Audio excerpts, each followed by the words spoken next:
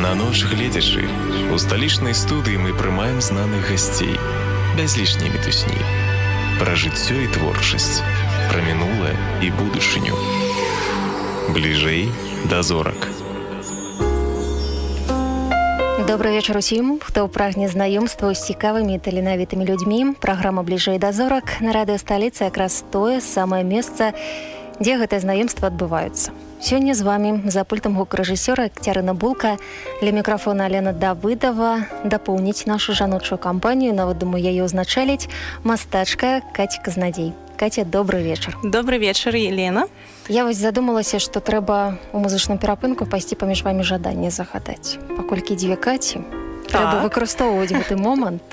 Абавязкова. Дадам, што пытанне ад разгосці прымаецца праз СМС на нумар 9705. Катя, дзякуй, што знайшлі час, прыйшлі да нас. Так, дзякуй. Я адразу хочу сказаць, што сёння я буду размаўляць на расійскай мове, таму што маё асяроддзе яно размаўляе выключна на расійскай мове, і ў мяне мала практыкі, каб размаўляць на беларускай. Таму, каб не марнаваць час сёння і распавесці больш цікавага, я перайду на расійскую мову, калі дазволіце. Я думаю, мы зразумеем адна адну. Дзякуй вялікі. Але прыходзьце да нас часцей, каб часцей чуць беларускую мову, слухайце наша радыё. Так, каб чуць беларускую мову і практыкавацца таксама беларускай мове ў сваёй роднай мілагучнай. Але як вам зручней, праўда, каб мы паспелі больш пагаварыць. Сёння ліпень, панядзелак, 1 ліпеня. Для людзей, якія хочуць змяніць нешта ў сваім жыцці, гэта выдатны такі момант, сустрэліся, што называецца, і месяц, і панядзелак, што называецца, чалавеку, які хоча нешта змяняць, ужо не адверцеся, трэба нешта змяняць. А вось вы, калі хочаце нешта змяніць, вы чакаеце фазу месяца, там, пэўную дату, знак з неба, ці вось вырашылі і змяняеце?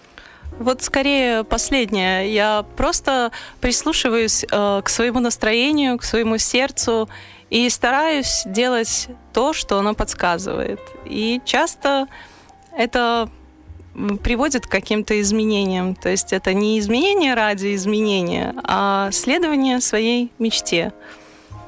Вот так. Вось калі пра змены пагаварыць, у мяне заўсёды прыслове змяніць, змены ў галаве. Песня Віктара Цоя «Перемен». Угу. Як у вас стасункі з гэтай кампазіцыяй? Увогуле, якая музыка вас акружала ў дзяцінстве і зараз якая побач з вами? Ну, конечно, я как профессиональный музыкант скажу, что музыка занимает очень важное место в моей жизни. И в детстве это обязательно была классика. Как ни странно, слушали эту музыку. Это Моцарт. Моцарт — это композитор, с которого я начинала. Вот в человека, которого я влюбилась, в абстрактного Моцарта. Потом, когда я поступила в училище музыкальное, естественно, я стала узнавать каких-то других композиторов, открыла для себя Баха, открыла для себя Рахманинова. Это все меня захватило.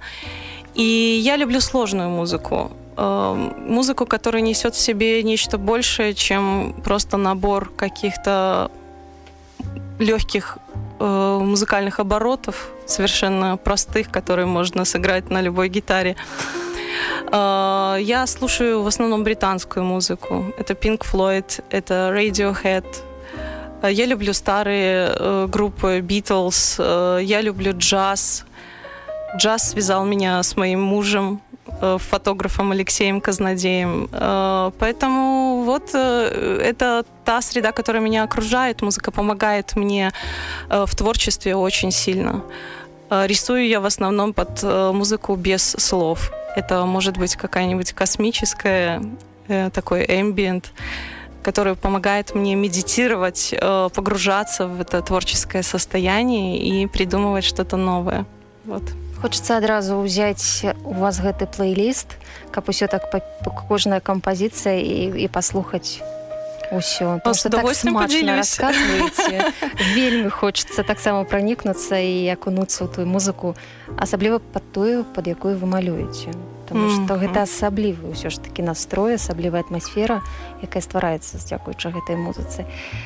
А калі Вярнуцца ў дзяцінства, вось вы сказалі, што гэта класіка як не дзіўна, мы яе слухалі. А што значыць як не дзіўна?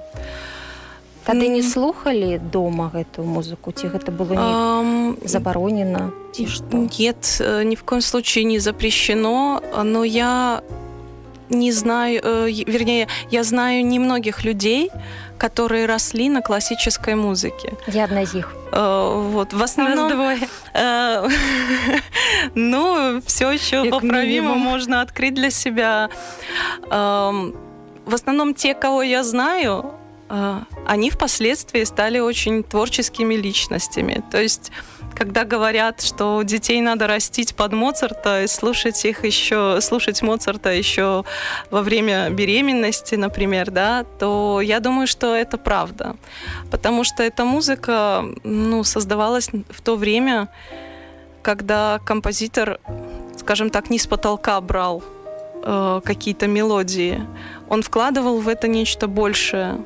Это очень глубокая музыка, это зашифрованные эмоции. И они на подсознательном уровне людьми воспринимаются. Мы можем не понимать какой-то сложности, нам может казаться это просто набором звуков, и как это, можно сказать, да я тоже так умею, если постараюсь. Но скорее нет. Но она может подтолкнуть к чему-то, вот именно к творческому. Во всяком случае, со мной это именно так. То есть музыка меня толкает на какие-то свершения.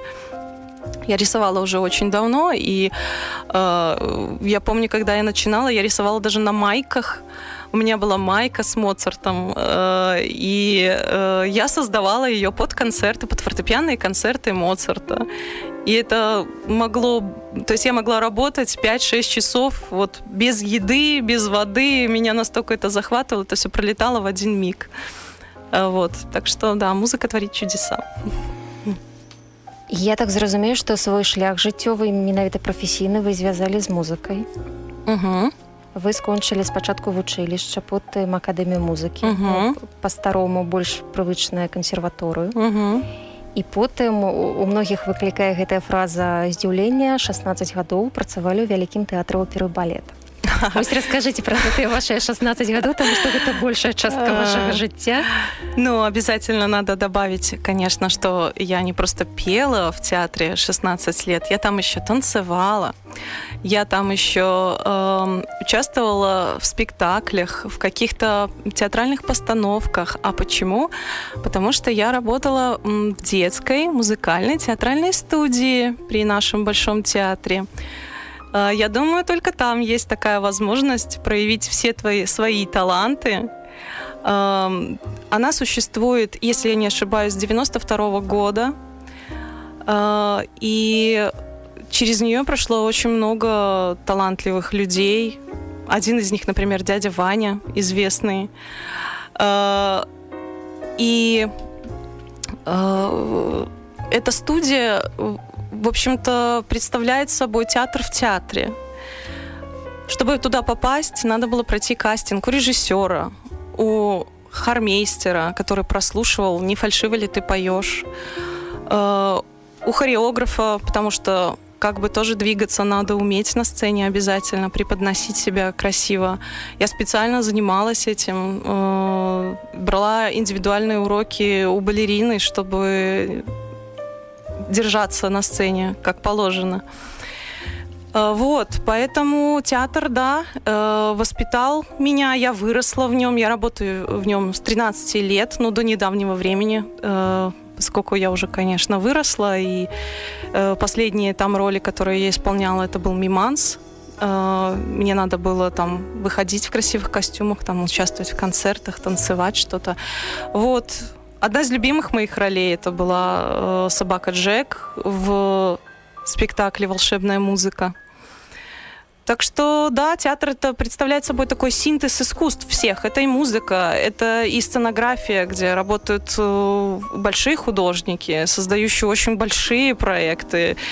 нарисовать декорации, сделать все эти костюмы. Вот это то, что меня всегда захватывало. И вот я представляю собой такой вот тоже... Мне нравится этот синтез искусства. Я человек, который собирает это вот все в себе. Мне нравится все, что касается искусства. И музыка, и рисование, и театр, вот в том числе.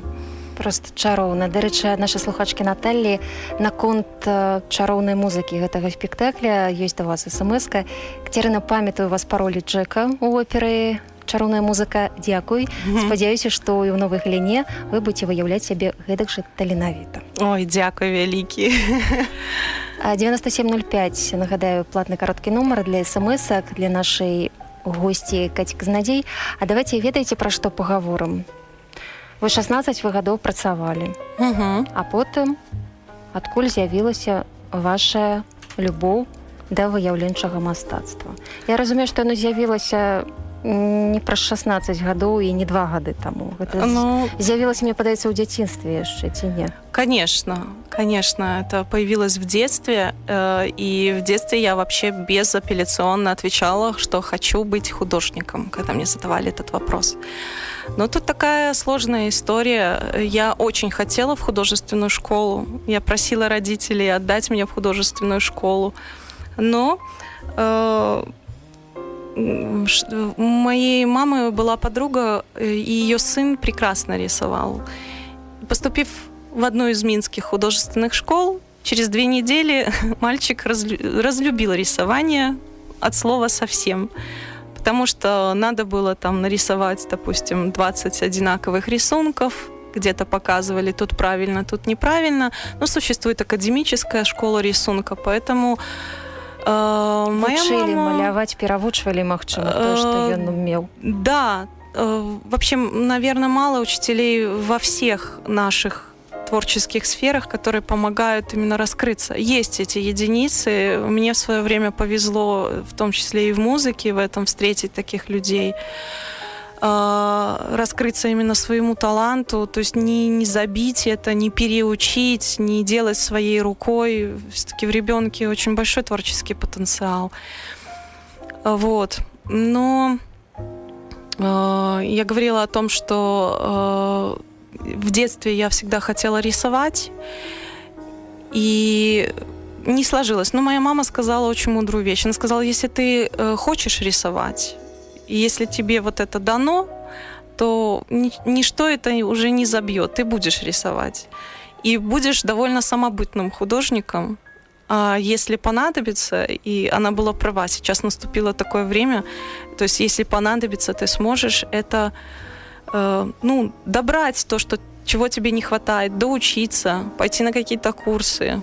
И сейчас такое время, когда есть YouTube, когда есть доступные курсы, когда художники очень талантливые набирают курсы.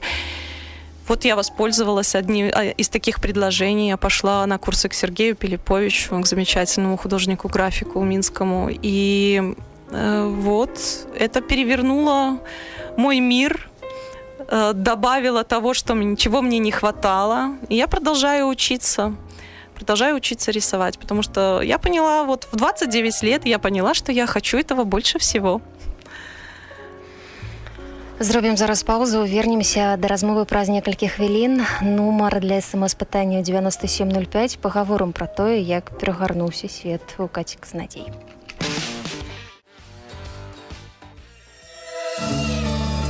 Бліжэй да зорак, бліжэй да мастацтва і да сябе. Нагадваю, што ў гасцях у нас сёння мастачка Каці Казнадзей. Яскравы прыклад таго, што ніколі не позна змяняць жыццё і ісці да мары. Нумар для смс-пытання 9705. Скажыце, Каць, вы да пачатку музычнай паўзы, што называецца, расказвалі пра тое, што вы не пабаяліся. Вы правда не пабаяліся? Ці ўсё ж такі было крышку страшнавата? 16 гадоў вы працавалі, ўсё зразумелае, усе людзі, тусоўка, што называецца. А тут, мастацтва, у сэнсе выяўленчае, маляваць, але гэта іншы кірунак, іншыя людзі, магчыма. Я понимаю, да. Конечно, было страшно решиться на то, чтобы скажем так, отказаться от почти 22 лет обучения музыке, потому что я включаю еще, конечно, школу музыкальную свою, 3-ю. Я не считаю, что музыка очень сильно отличается от изобразительного искусства. Ну, по факту, да, но посмотрите, какая вещь. В музыке есть ритм, и в живописи тоже существует понятие ритм. Есть тон в музыке, также цветовой тон есть в живописи. Художники есть, которые тоже занимались музыкой, и также есть музыканты и синестетики, которые там видели цвета во время прослушивания музыки. Поэтому я, наверное, хотела бы поэкспериментировать в своей жизни, и надеюсь, что я стану тем художником, который сделает вот этот синтез. Ну, конечно, я не первый такой художник, который что-то такое пытается сделать. Сейчас существует много перформансов и всего подобного, но я думаю, что не просто я буду заниматься живописью, я обязательно каким-то образом включу туда музыку. Когда я училась на режиссуре у Маргариты Николаевны Изворской, я создала такой... Он сейчас в столе. Я создала спектакль, который строился в основном на художественном произведении, которое создается прямо во время выступления музыкантов. То есть такой концерт-перформанс, в котором главный герой — поющий художник. Вот, наверное, это про меня. Я ставила этот спектакль на себя. К сожалению, пока он не реализовался. По ряду причин я не буду пока говорить, но я думаю, что его время придет. И сейчас, анализируя, я предполагаю, что все-таки это будет ближе к... То есть он и создавался ближе к какому-то художественному перформансу, нежели к музыкальному спектаклю. Вот, это то, что мне интересно. Сейчас да, у меня цель добрать то, чего мне не хватает. Возможно, это и академическая живопись, и умение свои эмоции передавать на бумаге. Вот то, зачем я пришла на курсы, которые помогли мне вот придумать и свой проект в городе. Вот сейчас я этим занимаюсь, да. Поэтому, да, было страшно просто поменять вот этот вектор, сказать, что да, все, ребята, я теперь не певица, я теперь художник. И, конечно, есть определенный круг людей, которые вокруг все музыканты, все меня знают как музыканта, а тут вдруг художник. И, конечно, художники, которые, кто это такая, откуда она, нигде не училась. Я могу ответить, что нигде не училась, это тоже такое понятие очень абстрактное, поскольку рисую я всю свою жизнь. И, как я уже говорила, я выросла в театре, я очень много рисовала во время выступлений, постоянные скетчи, зарисовки. Жизнь в театре помогла мне впоследствии придумывать свои костюмы, свои декорации, поскольку я очень хорошо наглядно видела, как это делается, как, из чего делается спектакль. Поэтому потом я помогала своим подругам. Одна сейчас работает режиссером во Франции, другая в свое время училась режиссуре в Питере. Мы создавали, вот на их спектакле я делала костюмы и декорации. И 3 года я пела в группе The Ranks, и там я делала афиши постоянно. То есть я рисую, вот это рисование, оно постоянно рядом со мной. Поэтому сколько я живу, столько я рисую. Я не могу сказать, что я не училась рисовать. Я посвятила этому всю свою жизнь. И очень люблю это делать. Просто зараз вы займаетесь гэтым, аддаеце гэтаму больш часу, чым гэта было раней. Да. Просто поменяла вектор и все свои силы приложила туда. Кать, скажите, сёння, вось, я казала, і ўсе бачаць каляндар, сёння прыйшоў ліпень, і 10 разоў 10 за сёння я чула, што няўжо чэрвень скончыўся, прыйшоў ліпень, хутка лета пройдзе. Вы скажыце, леташнім чэрвенем, вы думалі пра тое ўвогуле леташнім летам, што гэты чэрвень, ён увойдзе не толькі ў вашу асабістую біяграфію, гісторыю, але яшчэ ў гісторыю Мінска? Нет. правда, я не могла предположить, что такое будет. Для этого надо было приложить очень много усилий, и получилось так, что как только я приняла твердое решение, когда стало что-то получаться новое, когда я, сходив на курсы, открыла для себя какие-то новые техники, появился вот этот вот проект с цветами, и пришло вот это пространство. То есть вот, загадывайте желания, они сбываются, да, будьте осторожны со своими желаниями.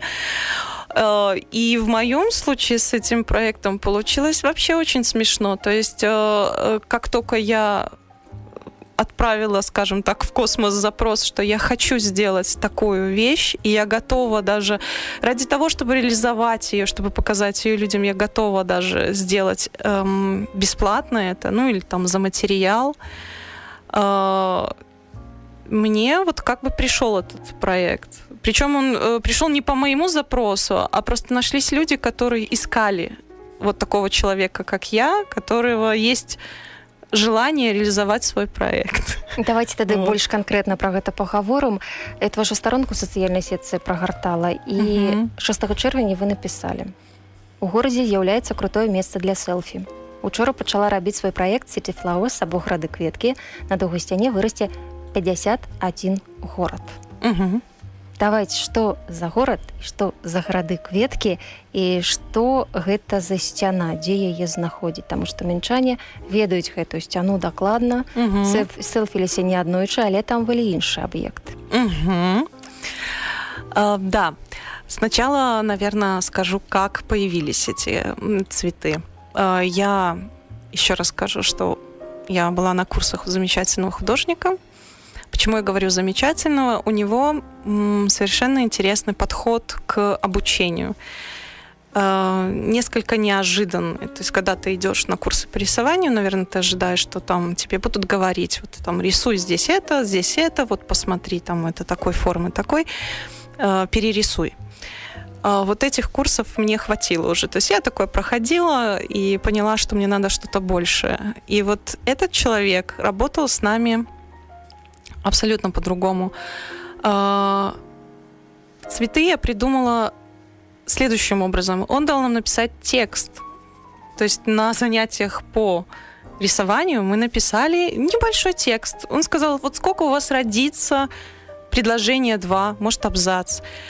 Расскажите о своих эмоциях, которые вы испытываете в данный момент. Вот что вы переживаете, что вас сейчас трогает в данный момент, о чем вы думаете. И потом мы выбирали, грубо говоря, 3 слова из этого текста, которые бы описали этот текст очень вот ёмко. Просто 3 слова, видимо, которые цепляют в этом тексте. Я написала текст о спектакле «Ромео и Джульетта», который восстановили в театре. Для меня это была большая радость. И я описала этот спектакль как как живое существо, которое болело очень долго, поскольку Валентина Николаевича не было в театре, и спектакль, скажем так, рассыпался. Он пришел, его причесал, подлечил, да. И вот эти переживания я описала, что вот он болел, он был заброшен, он вот, скажем так, ненужный, вот он выздоровел.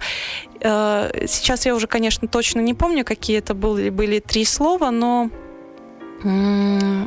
потом нам надо было выразить это картинкой. И картинкой города. И тогда я нарисовала город в виде человека. То есть вот сейчас, как я собираю домики в цветы, тогда был собран из этих домиков человек, который сидел на таком поваленном дереве, последнем на земле дереве, и докуривал там трубу завода, как сигару. Собственно, вот такой вот он убил это дерево и сидит на нем. И Сергей тогда подошел мне, сказал, что у тебя очень здорово получается вот эти абстрактные домики. И вообще идея, в принципе, хорошая. Говорит, доработай ее, подумай о ней. И я подумала о том, что не надо мрачных красок. Город сам прорастет. То есть сам перевоплотиться в цветок. Его реки станут стеблями, вот какие-то главные улицы станут вот его стеблями, да. Машинки могут какие-то быть там жучками, чем-то. И он прорастает, как лепестки, это его здания интересные. Вот таким образом родилась эта форма. И потом я стала просто добавлять достопримечательности очень известные. И так стали рождаться цветы, города вот разные. Я нарисовала к тому моменту, как я начала работать над стеной, я нарисовала Петербург, город Делфт голландский, и у меня была еще работа, на котором там было 6 или 7 городов, которые я тоже отправила на конкурс за границу. Вот. Вот так вот интересно. Мне стали говорить, что это что-то необычное, это что-то новое, мы такого не видели. Обычно, рисуют скетч городов, и они такие вот, города и города, домики. А тут цветы, что-то новое, что-то интересное. Поэтому классно. Я очень хотела реализовать этот проект где-нибудь в кафе, чтобы люди приходили, и был бы столик Париж, над ним цветок, столик Лондон, над ним цветок. А тут мне дали целую стену, где можно нарисовать все. Она действительно очень большая. Там я посчитала, что это 60 метров, она только в длину. То есть если предположить, что она там 2,5 метра в высоту, то это больше 120 квадратных метров. Как вы бачили мой твар зараз, слухачы, там столькі розных эмоцый. Калі ўявіць 60 метраў, гэта даўжыня толькі. Гэта здурыць можна. Да. І вам не было страшно? Вось вы падышлі да гэтай сцяны. Можна сказаць, адна на адзін вы былі з гэтай сцяной, адна на адну. 60 метраў даўжыню. Вось памятаеце першы мазок, як вы зрабілі яго? Очень хорошо помню, да. Это было самое страшное. Это было вот решиться на это было самое страшное. Это как страх белого листа. Но практика показывает, что не надо жалеть материалов, не надо жалеть ни в коем случае бумаги. И поверхность стены, в крайнем случае, что можно сделать? Можно закрасить и начать снова, если не получится. Поэтому вот эта мысль мне помогла перебороть вот этот страх первого мазка на стене и создать вот то, что сейчас там есть. Вот. Зробім зараз паузу. Праз некалькі хвілін вернемся да размовы і пагаворым пра гарады-кветкі яшчэ больш канкрэтна. Нумар для смс-пытанняў 9705.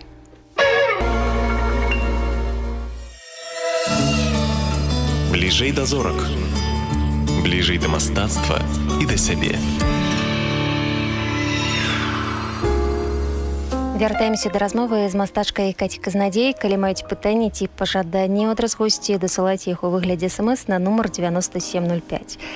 А я нагадаю, што мы зараз з Кацей малюем мурал у цэнтры Мінска, і паступова нудная сцяна ў дворыку па адрасе Карла Маркса 15, Незалежнасці 12, 10 там шукаць трэба, ператвараецца ў арт-аб'ект гарады-кветкі. Гэтых гарадоў кветак 51. Я так разумею, што кветкавая сям'я ў зборы. Зараз толькі некаторыя штрахі падмалёўваеце, падпраўляеце і расказвайце, на якім зараз этапе, чаго яшчэ не хапае. Да, стенка уже практически готова. То есть все города, которые я хотела нарисовать, нарисованы. А гэта якія, дарэчы? Крышку пералічыце. Мінск, зразумела, ёсць. Минск, соседи Минска все есть. Это Москва, это Рига, Таллин, Варшава. Это семья скандинавских городов. Это Стокгольм, Осло, Хельсинки. Там, если вот говорить уже как есть, это все европейские города, те, которые относятся к европейским городам, потому что мне хотелось создать проект, который бы порадовал практически любого туриста, который оказался в Минске. И он як бы дома оказался, знайшоўшы свой город. И я говорила об этом, что у меня, например, вызывает восторг, когда я приезжаю в чужой город, особенно если это в другой стране, где все говорят на чужом языке, и вдруг я вижу, например, часы, на которых написано «в Минске столько-то времени», или я вижу какую-нибудь розу ветров, которая указывает тоже в направлении моего родного дома или хотя бы родной страны. Я не знаю, почему, меня это очень трогает. И я хотела создать что-то подобное, чтобы человек, иностранец, пришел и сфотографировался и с нашим городом, и с любым другим, который ему нравится в Европе, где он был. И надо сказать, это работает. То есть я замечала, что много людей подходят. Буквально на днях подошла женщина из Дании. Она была в восторге. То есть она поискала по стене, где есть Копенгаген. Она его нашла. Я слышала восклицание: «Ой, тут русалочка нарисована». Ну, она, конечно, все на английском восклицала. Но она обязательно, она сфотографировала, она сама сфотографировалась, она сфотографировала меня, спросила, можно ли это все где-то размещать. Ну, в общем, людям это нравится. И она не одна такая. То есть за все время создания стены ко мне подходили иностранцы, радовались. Там рядом размещено кафе израильской кухни, и специально для них я нарисовала на террасе Тель-Авив и Иерусалим. То есть тоже две, можно сказать, столицы одной страны. И вот таким образом эта стена сейчас работает. Осталось... Я вчера положила силуэт такой черный. Это было изначально задумано. Он играет роль такой рамочки вдоль всей стены, по периметру всей стены. Вот осталось там зажечь окошки цветные, потому что сейчас он так выглядит мрачновато. Осталось зажечь окошки, подписать свою работу, и, вероятнее всего, я размещу там QR-код, и можно будет прочитать про этот проект, про тех, кто его создавал, потому что, конечно, хоть он и мой, мне помогало очень много людей. Это и волонтеры, и люди там, например, театр «Экспериментус» одолжил проектор, благодаря которому я просто смогла ускорить эту работу раза в 2. До этого я переносила по квадратикам, то есть старым таким способом, дедовским. Макет был размечен квадратами, и я в увеличенном виде это все перерисовывала мелом, затем краской. В общем, это было очень долго. Но практика тоже немаловажна в этом процессе. Зато теперь я умею все рисовать и по проектору, и не по проектору, и просто от руки. Так что обращайтесь. Катерин, а наконт подписать гарады. Гэта была ваша ідэя падпісаць гарады. Вось я думаю, калі б я прыйшла, вы кажаце, прыйшла жанчына з Даніі і шукала Копенгаген. Яна ж адразу яго пазнала, яшчэ без подпісу. Навошта падпісваць? Прыйшлі б, пазнавалі, шукалі б, неяк больше кругагляд свой поширали. Ну, як по мне? Ну, я с вами согласна. То есть изначально я подумывала, чтобы превратить это в такую игру. Это интересно. Ходить вдоль стены, найти, узнать. Ну, потом подумав, что... И люди попросили. Вот это же просто как бы... Я обязательно, наверное, должна сказать, что это не без людей, которые, скажем так, заказали у меня этот проект. Какие там живут?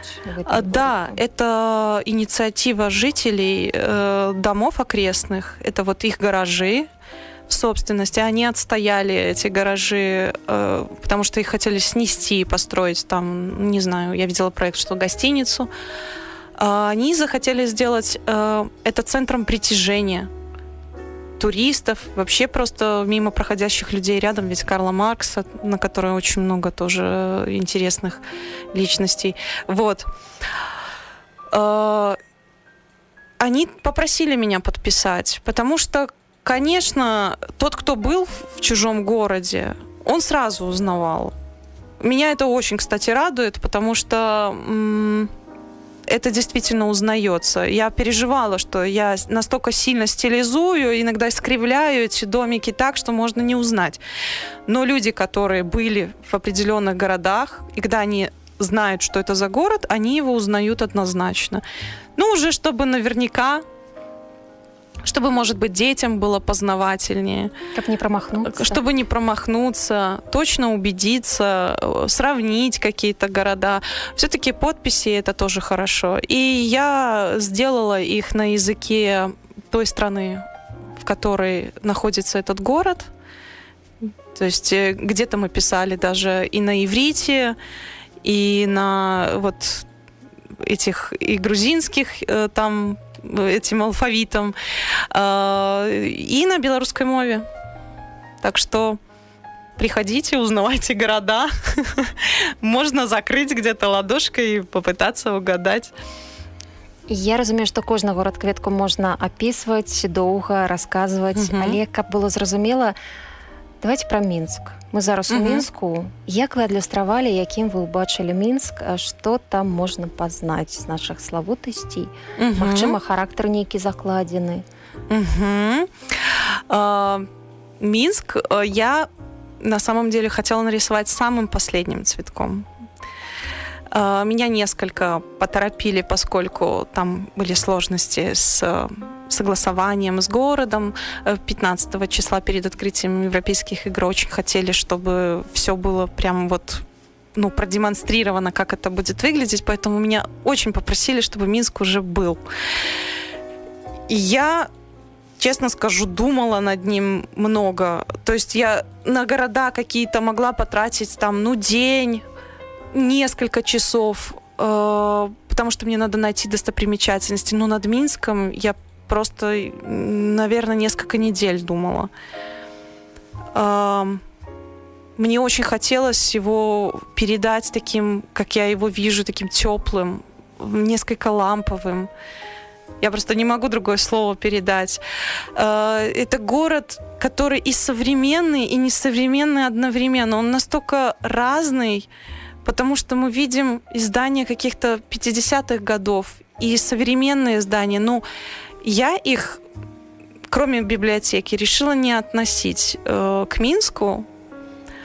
Мне захотелось его показать именно таким вот, наверное, каким я его с детства помню. А однозначно с Минском у меня ассоциируется Красный костел, ворота Минска.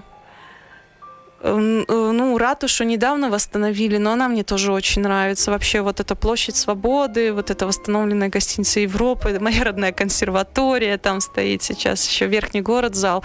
Мне очень нравится. Это центр Минска. Я помню, как я там гуляла с отцом, еще когда там практически все в руинах было. Вот. Поэтому там есть ратуша. Есть библиотека, которая, она стала тоже определенным символом Минска. И не изобразить ее я не могла. И сделала ее в виде такой мудрой улитки. Почему нет? Она есть. У нее вот такой красивый домик, который разноцветный. Внутри этого домика ей уютно. Там она мудрая, накопила много знаний. Поэтому вот родился такой персонаж, я его тоже туда добавила. Магчыма, павольна спасцігае гэты свет?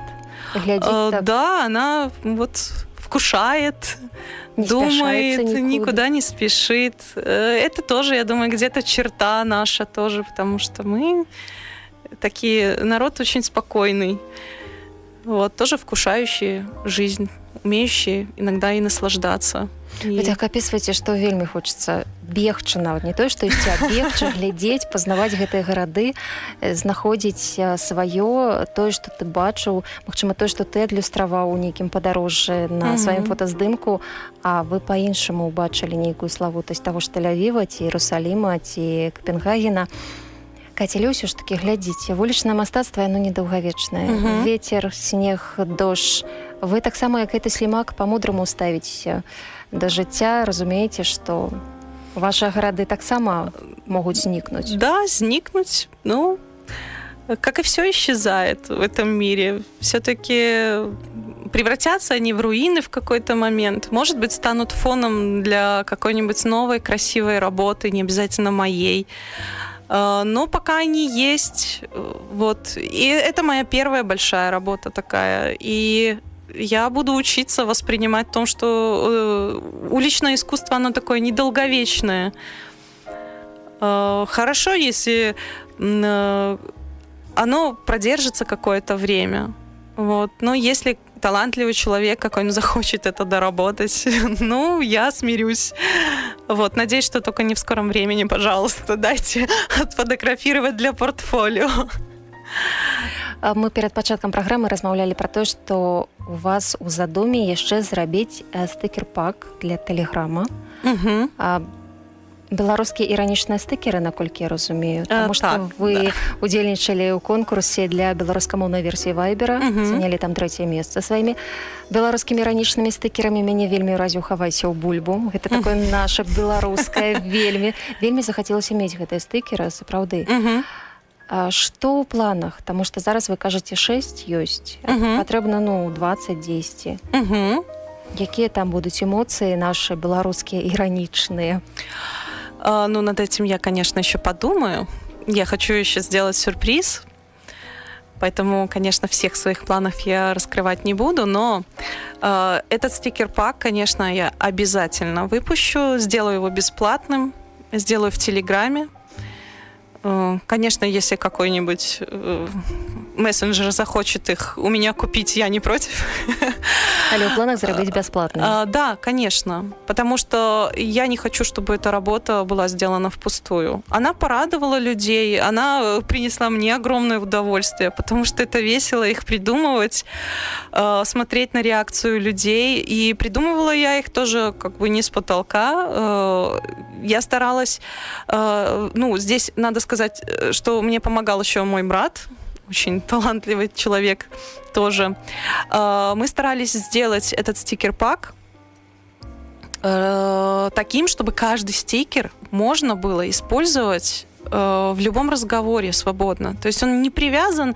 Да, он имеет отсылку к какому-нибудь конкретному высказыванию, к какому-нибудь конкретному там персонажу, памятнику, но его можно использовать в совершенно обычном разговоре как реакцию на какую-нибудь там шутку смешную или, наоборот, им пошутить можно. Мне кажется, вот в этом есть смысл стикеров, они для общения. И здесь смешно, потому что это отражение нашего менталитета, а относиться ко всему иронично. Докранаться пяшчотна. Вот, да. Зараз можно докранаться пяшчотна. Обязательно сделаем. Как только я закончу свой проект со стеной, это уже совсем буквально тут осталось в течение недели это можно сделать. Я хочу еще создать сайт. И обязательно в ближайшее время этот стикер-пак выйдет. Вот, я это обещала. Обязательно сделаем. Катя, вы сегодня размаўлялі шмат. Вы казалі пра сваю творчасць, але шмат казалі яшчэ пра людзей, якія заўсёды побач, якія вам дапамагаюць. Узгадывалі і мужа, і брата. Я думаю, што калі б было больш час, вы пазгадалі яшчэ больш людзей.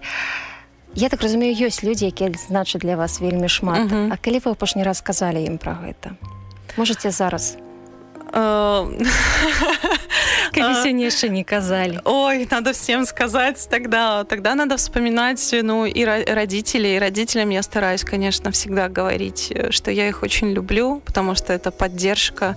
Это люди, которые меня воспитали, которые сделали меня такой, которые вкладывали, иногда даже я сопротивлялась, но они вкладывали в меня, вот помогали. Мама моя, которая тоже не осталась в стороне, она последние 3 дня со мной проводила возле стены, тоже помогала раскрашивать цветы, вот, тоже спасибо огромное. Мой братик, который поддерживал тоже и морально, и физически.